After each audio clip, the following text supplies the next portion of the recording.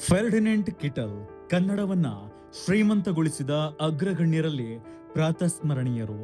ಫೆರ್ಡಿನೆಂಟ್ Kittel ಅವರು ಜರ್ಮನಿಯ raster half ಎಂಬಲ್ಲಿ 1832ರಲ್ಲಿ ಏಪ್ರಿಲ್ 7ರಂದು ಜನಿಸ್ತಾರೆ.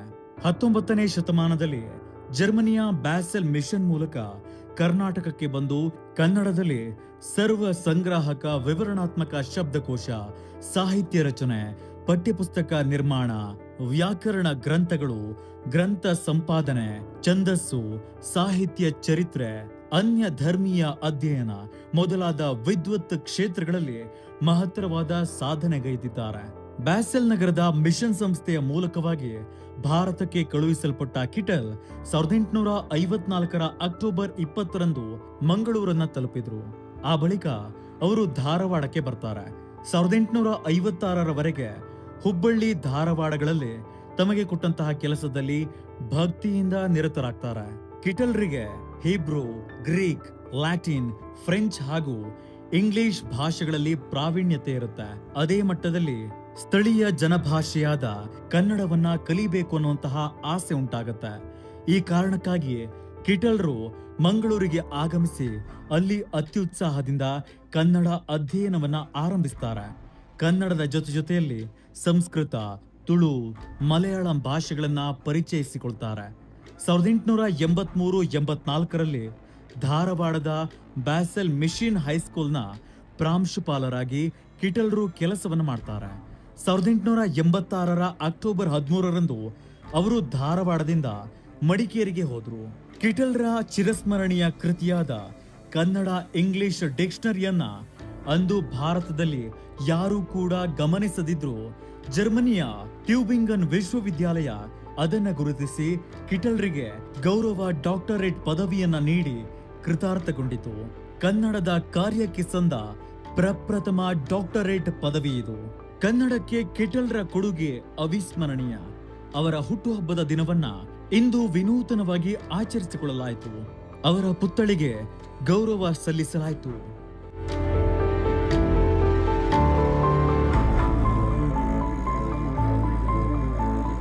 ಕರ್ನಾಟಕ ಅಕ್ಕರೆ ಸಹೃದಯರೇ, ಇವತ್ತೊಂದು ದಿವಸ ನಮ್ಮ ರೆವರೆಂಡ್ ಫರ್ಡಿನೆಂಟ್ ಕಿಟಲ್ ಅವರ 194ನೆಯ ನೆನಪಿನ ಹುಟ್ಟುಹಬ್ಬವನ್ನು ವಿಶ್ವಚೇತನ ಕರ್ನಾಟಕ ನವನಿರ್ಮಾಣ ವೇದಿಕೆ ಚಾಮರಾಜಪೇಟೆ ಇದರ ವತಿಯಿಂದ ನಾವು ಆಚರಿಸ್ತಾ ಇದ್ದೀವಿ. ಇದು ನಾವು ಹತ್ತತ್ರ 25ನೆಯ ವರ್ಷದ ಕಾರ್ಯಕ್ರಮವಾಗಿ ಇವತ್ತಿನ ದಿವಸ ಈ ಬೆಂಗಳೂರಿನ ಮೋಹನ್ ದಾಸ್ ಕರಮ್ಚಂದ್ ಗಾಂಧಿ ರಸ್ತೆಯಲ್ಲಿರ್ತಕ್ಕಂಥ ಮೇಯೋ ಹಾಲ್ ಮುಂಭಾಗದಲ್ಲಿ ಒಂದು ಮುನೇಶ್ವರನ ಗುಡಿ ಇದೆ. ಅಲ್ಲಿರ್ತಕ್ಕಂಥ ಈ ಕಿಟನ್ ಉದ್ಯಾನದಲ್ಲಿ ಅವರ ಒಂದು ಪ್ರತಿಮೆಯನ್ನು ಸ್ಥಾಪಿಸಲಾಗಿದೆ. ಆ ಸ್ಥಾಪನೆಯಾದ ನಂತರ ಅದನ್ನು ಸ್ಥಾಪನೆ ಮಾಡಿರ್ತಕ್ಕಂಥವ್ರು ಅದ್ರ ಬಗ್ಗೆ ಏನೇನೋ ಕಾಳಜಿ ಮಾಡ್ತಿಲ್ಲ. ಆದರೆ ಕನ್ನಡಕ್ಕೆ ವಿಶಿಷ್ಟವಾಗಿರ್ತಕ್ಕಂಥ ನಿಘಂಟನ್ನು ಕೊಟ್ಟು ಕನ್ನಡದ ಕೆಲಸಕ್ಕೆ ಮೊದಲನೆಯ ಪಂಡಿತ ಪ್ರಶಸ್ತಿ ಅಂದರೆ ಡಾಕ್ಟರೇಟ್ ಪ್ರಶಸ್ತಿಯನ್ನು ಪಡೆದಂಥ ನಮ್ಮ ರೆವರೆಂಡ್ ಫರ್ಡಿನೆಂಟ್ ಕಿಟಲ್ರವರನ್ನು ಸ್ಮರಿಸ್ಕೊಳ್ಬೇಕಾಗಿರ್ತಕ್ಕಂಥದ್ದು ಪ್ರತಿಯೊಬ್ಬ ಕನ್ನಡಿಗನ ಆದ್ಯ ಕರ್ತವ್ಯ. ಕನ್ನಡಕ್ಕೊಬ್ಬರೇ ರಾಜ್ಕುಮಾರ್, ಹಾಗೆ ನಿಘಂಟು ಕ್ಷೇತ್ರಕ್ಕೆ ನಮ್ಮ ಕಿಟಲ್ ಅವ್ರನ್ನ ಯಾವತ್ತಿಗೂ ಈ ನಾಡು ಮರೆಯಬಾರ್ದು. ಆ ನಿಟ್ಟಿನಲ್ಲಿ ಆ ಕಾರ್ಯಕ್ರಮವನ್ನು ನಾವು ಕಳೆದ 25 ವರ್ಷದಿಂದ ಇಲ್ಲಿ ಮಾಡ್ತಾ ಬರ್ತಾ ಇದ್ದಾಗ ಇಲ್ಲಿ ಏನೇನೋ ಮೂಲ ಸೌಲಭ್ಯಗಳು ಇರ್ತಾ ಇರಲಿಲ್ಲ. ನೀರಿನ ವ್ಯವಸ್ಥೆ ಇರ್ಬೋದು, ಒಂದು ಶುಚಿತ್ವದ ವ್ಯವಸ್ಥೆ ಇರ್ಬೋದು, ಅಥವಾ ಏನೇನು ಪರಿಕರಗಳು ಇಲ್ಲಿ ಅವನ್ನ ಗೌರವಿಸಲಿಕ್ಕೆ ಬೇಕಾಗ್ತದೆ ಅದೇನೂ ಇರ್ತಾ ಇರಲಿಲ್ಲ. ಅಂಥ ಸಂದರ್ಭದಲ್ಲಿ ಇಲ್ಲಿರ್ತಕ್ಕಂಥ ನಮ್ಮ ಎಲ್ಲ ಸ್ನೇಹಿತರುಗಳು ತುಂಬ ಸಹಕಾರಿಯಾಗಿದ್ದು 3ನೇ ತಲೆಮಾರಿನವರು ಸಹ ಇದ್ದಾರೆ. ಇಲ್ಲೊಂದು ಮಗು ಇದೆ, ಅವನು ನಮ್ಮ ಸ್ನೇಹಿತನ ಮಗ. ಈಗ ಹೆಚ್ಚು ಕಡಿಮೆ 25 ವರ್ಷದ ಹಿಂದೆ ಮಕ್ಕಳಾಗಿರೋರು ಅವ್ರ ಕಂಕ್ಳಲ್ಲೂ ಒಂದು ಮಗು ಇಟ್ಕೊಂಡು ಈ ಕಾರ್ಯಕ್ರಮಕ್ಕೆ ಬಂದಿರತಕ್ಕಂಥದ್ದು ನಮಗೆ ಭಾಳ ಹೆಮ್ಮೆ ಅನಿಸುತ್ತೆ. ಇವತ್ತಿನ ದಿವಸ ವಿಶೇಷವಾಗಿ ನಮ್ಮ ವಿಜಯ್ ಕುಮಾರ್ ಅವರು ಈ ಸ್ಥಳಕ್ಕೆ ನನಗಿನ್ನ ಮುಂಚೆ ಬಂದು ಈ ಸ್ಥಳವನ್ನು ಶುಚಿಗೊಳಿಸಿ ಆನಂತರ ಆ ಪ್ರತಿಮೆಯನ್ನು ಇಲ್ಲೇ ಇರ್ತಕ್ಕಂಥ ಮುನೇಶ್ವರನ ದೇವಸ್ಥಾನದ ಹತ್ರ ನೀರು ಸಿಗತ್ತೆ, ಅದನ್ನು ಜಳಕ ಮಾಡಿಸಿ ಏನು ಈ ಧೂಳಿನಿಂದ ಆವೃತವಾಗಿರ್ತಕ್ಕಂಥ ಆ ಪ್ರತಿಮೆಯನ್ನು ಸುಂದರವಾಗಿ ಕಾಣುವಂತೆ ಮಾಡಿ ಆನಂತರ ಅಲ್ಲಿ ಇರ್ತಕ್ಕಂಥ ಕಾಣ್ತಾ ಇರ್ತಕ್ಕಂಥ ಹಾರ ನೋಡಿ ವಿಶೇಷವಾಗಿ ಯಾವ ಥರಕ್ಕಿದೆ ಅಂದರೆ ಅದು ಕೇಸರಿ, ಬಿಳಿ, ಹಸಿರು. ಆ ನಂತರದಲ್ಲಿ ನಮ್ಮ ಕರ್ನಾಟಕದ ಬಾವುಟವನ್ನು ಧ್ವನಿಸುವಂಥ ರಾಮಮೂರ್ತಿಯವರು ಸ್ಥಾಪನೆ ಮಾಡಿರ್ತಕ್ಕಂಥ ವಿಶೇಷವಾಗಿ ವಿನ್ಯಾಸಗೊಳಿಸಿರ್ತಕ್ಕಂಥದ್ದು ಆ ಕನ್ನಡ ಬಾವುಟದ ರೂಪವಾಗಿ ಕಂಗೊಳಿಸ್ತಾ ಇದೆ. ಅಲ್ಲೇ ಅವರೇ ರಚನೆ ಮಾಡಿರ್ತಕ್ಕಂಥ ನಿಘಂಟು ಸಹ ಕಾಣ್ತಾ ಇದೆ. ಪಕ್ಕದಲ್ಲಿ ನಮಗಿಷ್ಟಕ್ಕೆಲ್ಲ ಸ್ಫೂರ್ತಿಯಾಗಿರ್ತಕ್ಕಂಥ ನಮ್ಮ ಕರ್ನಾಟಕದ ರತ್ನ ಡಾಕ್ಟರ್ ರಾಜ್ಕುಮಾರ್ ಅವರು ರಣಧೀರ ಕಂಠೀರವನ ಪಾತ್ರಧಾರಿಯಾಗಿರ್ತಕ್ಕಂಥದ್ದು ಒಂದು ಚಿತ್ರ ಇದೆ. ಹಾಗೆ ನಮ್ಮ ರತ್ನಕೋಶ ಕನ್ನಡ ಸಾಹಿತ್ಯ ಪರಿಷತ್ತಿನ ರತ್ನಕೋಶವನ್ನು ಸಹ ನಾವಲ್ಲಿ ಇಟ್ಟಿದ್ದೀವಿ. ಇಲ್ಲಿ ಏನಂತಂದರೆ ಆ ನಿಘಂಟು ಇಲ್ಲಿಯವರೆಗೂ ಅದ್ಭುತವಾಗಿರ್ತಕ್ಕಂಥ ಅತಿ ದೊಡ್ಡ ನಿಘಂಟು ಆಗಿತ್ತು. ಆ ನಂತರದಲ್ಲಿ ವಿ ಕೃಷ್ಣ ಅಂತಕ್ಕಂಥವ್ರು ಏಕವ್ಯಕ್ತಿಯಾಗಿ ರಚನೆ ಮಾಡಿರ್ತಕ್ಕಂಥದ್ದು ಮೊದಲನೆಯ ಸ್ಥಾನಕ್ಕೆ ಹೋಗಿ, ಹಳಮೆಯಲ್ಲಿ ನಮ್ಮ ಕಿಟಲ್ ಅವರ ನಿಘಂಟುನೇ ಸಹ ತುಂಬ ದೊಡ್ಡದು. ಹೊಸತರಲ್ಲಿ ಅಲರ್ ಅಂತಕ್ಕಂಥದ್ದು ಒಂದು ವಿ ಕೃಷ್ಣ ಅವರು ರಚನೆ ಮಾಡಿರ್ತಕ್ಕಂಥದ್ದು. ಹಾಗಾಗಿ ಅವರನ್ನು ನಾಡು ಎಂದಿಗೂ ಸಹ ಮರೆಯಬಾರದು. ಈ ನಿಟ್ಟಿನಲ್ಲಿ ಇವತ್ತೊಂದು ದಿವಸ ಅವರ ಬಗೆಗೆ ಒಂದಷ್ಟು ಒಳ್ಳೆಯ ವಿಚಾರಗಳನ್ನು ತಿಳಿಸಿ ಅವರ ಒಂದು ಹುಟ್ಟುಹಬ್ಬವನ್ನು ನೆನಪಿನ ಒಂದು ಸವಿಯಾಗಿ ಆಚರಿಸುವ ನಿಟ್ಟಿನಲ್ಲಿ ನಾವು ಎಲ್ಲ ನೆರೆದಿರ್ತಕ್ಕಂಥದ್ದು ಬಹಳ ಸಂತೋಷ.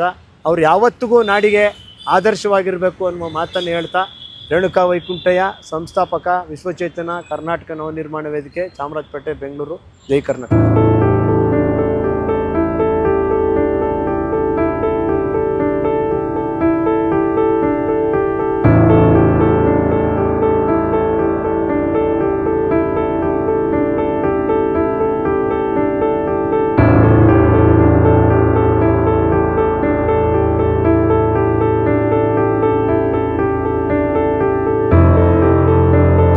ನನ್ನ ಹೆಸರು ನಮ್ಮ ವಿಜಯಕುಮಾರ್ ಅಂತ.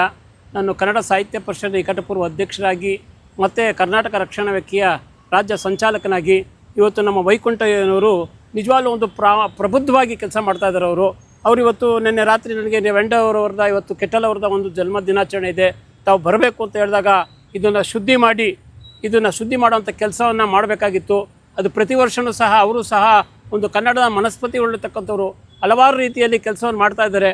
ಅದೇ ರೀತಿಯಾಗಿ ನಾವು ಇವತ್ತು ರೆವೆಂಡ್ ಕೆಟಲ್ ಅವರನ್ನು ನಾವು ಹೇಳ್ತಕ್ಕಂಥದ್ದು ಕನ್ನಡ ನಾಡಿನಲ್ಲಿ ಯಾರ್ಯಾರು ಸಾಧಕರು, ಶರಣರು, ದಾಸರು, ಸಾಹಿತಿಗಳು, ಹೋರಾಟಗಾರರಿದ್ದಾರಲ್ಲ, ಅವರ ರಸ್ತೆಗಳಿರ್ಬೋದು, ಅವರ ನಾಮಫಲಕಗಳಿರ್ಬೋದು ಅಂತ ಸ್ಮಾರಕವಾದಂಥ ಈ ಪ್ರತಿಮೆಗಳನ್ನು ಆಯಾ ಬಡಾವಣೆಗಳಲ್ಲಿ ಮಾಡಿಕೊಂಡ್ರೆ ಅದರಷ್ಟು ದೊಡ್ಡ ಪುಣ್ಯದ ಕೆಲಸ ಇನ್ಯಾವುದೂ ಅಲ್ಲ ಅಂತ ಹೇಳ್ತಾ ಇದೆ. ಬರೀ ಹೋರಾಟ ಮತ್ತು ಭಾಷಣ, ಪ್ರಶಸ್ತಿಗಳು ಅದು ಒಂದು ಕಡೆ, ಆದರೆ ಅದನ್ನು ರಕ್ಷಣೆ ಮಾಡೋಂಥದ್ದು ಕೆಲಸ ಎಲ್ಲ ಕ್ಷೇತ್ರದ ಬಡಾವಣೆಗಳಲ್ಲಿ ಮಾಡಿದಾಗ ನಮ್ಮಂಥ ಈ ರೇಣುಕಪ್ಪ ಅಂತ ನಮ್ಮಂಥವ್ರಿಗೆಲ್ಲ ಸ್ವಲ್ಪ ಕೆಲಸದ ಹೊರೆ ಕಮ್ಮಿ ಆಗುತ್ತೆ ಅಂತ ನನ್ನ ಊಹೆ.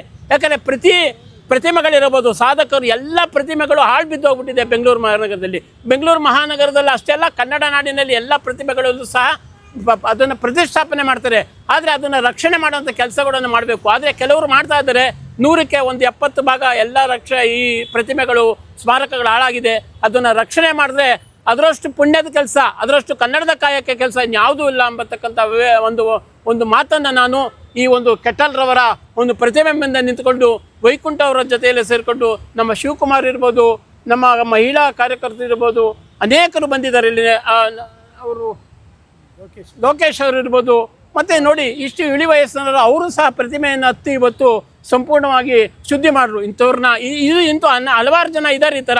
ಈ ರೀತಿ ಮಾಡ್ಕೊಂಡು ಹೋದರೆ ಪ್ರತಿಯೊಂದು ಕ್ಷೇತ್ರದಲ್ಲೂ ಆಯಾ ಬಡಾವಣೆಗಳಲ್ಲಿ ಸಾಧಕರನ್ನ, ಶರಣರ, ಸಾಹಿತಿಗಳ, ಹೋರಾಟಗಾರರ, ಕವಿಗಳ ಇಂಥವರ ಪ್ರತಿಭೆಗಳನ್ನು ಶುದ್ಧಿ ಮಾಡುವಂಥ ಕೆಲಸ ಮಾಡಬೇಕು ಎಲ್ಲರೂ ಸಹ.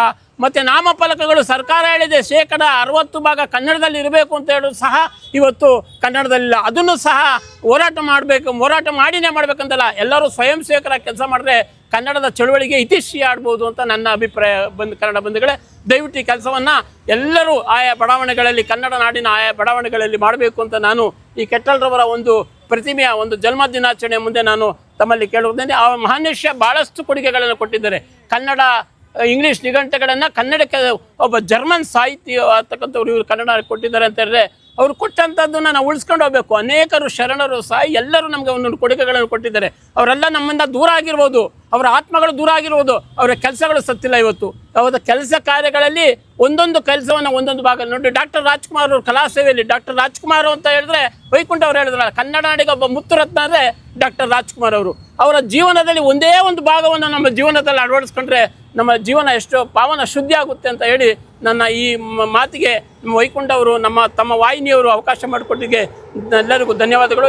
ನಮ್ಮ ವಿಜಯಕುಮಾರ್, ಕನ್ನಡ ಭಕ್ತರು, ಕನ್ನಡ ಸಾಹಿತ್ಯ ನಿಕಟ ಅಧ್ಯಕ್ಷರು, ಕರ್ನಾಟಕ ರಕ್ಷಣಾ ವೇದಿಕೆಯ ಟಿ.ಎ. ನಾರಾಯಣಗೌಡರಿರ್ತಕ್ಕಂಥ ಸಂಸ್ಥೆಯಲ್ಲಿ ನಾನೊಬ್ಬ ರಾಜ್ಯ ಸಂಚಾಲಕನಾಗಿ ಕಾರ್ಯನಿರ್ವಹಣೆ ಮಾಡ್ತಾ ಇದ್ದೀನಿ. ನಮಸ್ಕಾರ. ಜೈ ಕರ್ನಾಟಕ ಮಾತೆ, ಜೈ ಭುವನೇಶ್ವರಿ. ನಮಸ್ಕಾರ. ಫರ್ಡಿನೆಂಡ್ ಕಿಟೆಲ್ 1894ರಲ್ಲಿ ಪ್ರಥಮ ಕನ್ನಡ ಇಂಗ್ಲಿಷ್ ನಿಘಂಟನ್ನು ರಚಿಸಿದವರು. ಇವರನ್ನು ಈ ಸಂದರ್ಭದಲ್ಲಿ ನೆನೆಯಬೇಕಾಗಿದೆ, ಯಾಕೆಂದರೆ ಇವತ್ತು ಅವರ ಹುಟ್ಟುಹಬ್ಬ. ಕನ್ನಡ ಇಂಗ್ಲಿಷ್ ನಿಘಂಟನ್ನು ತಯಾರಿಸಿಕೊಟ್ಟು ಕನ್ನಡ ಭಾಷೆಯನ್ನು ಶ್ರೀಮಂತಗೊಳಿಸಿದ ಪಾಶ್ಚಾತ್ಯ ವಿದ್ವಾಂಸ ರೆವರೆಂಡ್ ಫರ್ಡಿನಾಂಡ್ ಕಿಟೆಲ್ ಅವರು ಜರ್ಮನಿಯ ರೋಸ್ಟರ್ ಹಾಫ್ನಲ್ಲಿ 7/4/1832 ಜನಿಸಿದ್ದರು. ತಂದೆ ಗ್ರಾಡ್ಫಿಟ್, ತಾಯಿ ಹೆಲೆನ್. ಹುಟ್ಟೂರಿನಲ್ಲಿ ಮತ್ತು ಸ್ವಿಟ್ಜರ್ಲೆಂಡಿನಲ್ಲಿ ಉನ್ನತ ವ್ಯಾಸಂಗ ಮುಗಿಸಿ ಪಾದ್ರಿಯಾಗಿ ಭಾರತಕ್ಕೆ ಬಂದು ಧಾರವಾಡದಲ್ಲಿ ನೆಲೆಸಿದರು.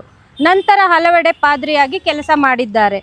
ಅಪಾರ ಪರಿಶ್ರಮದಿಂದ 1894ರಲ್ಲಿ ಪ್ರಕಟಿಸಿದ ಅವರ ಕನ್ನಡ ಇಂಗ್ಲಿಷ್ ನಿಘಂಟಿನಲ್ಲಿ 70,000 ಕನ್ನಡ ಶಬ್ದಗಳಿದ್ದವು.